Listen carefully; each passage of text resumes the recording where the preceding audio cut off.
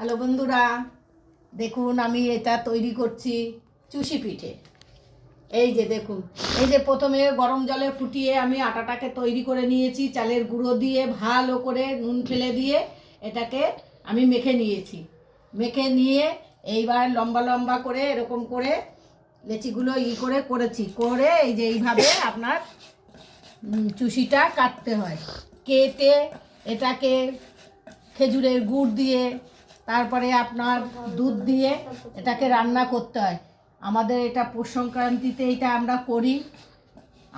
আমাদের গতকাল আমরা পাটিসাপটা খেয়েছি, আজকে চুষি পিঠে হচ্ছে। হ্যাঁ, আর ওইদিকে বৌমারা সাজের পিঠে তৈরি করছে। দেখুন চুষিগুলো কত সুন্দর হয়েছে, দেখুন ঝরঝর ঝরঝর করছে। এটা নিজেরা তৈরি করলে খুব সুন্দর লাগে, অসাধারণ লাগে। টাটা।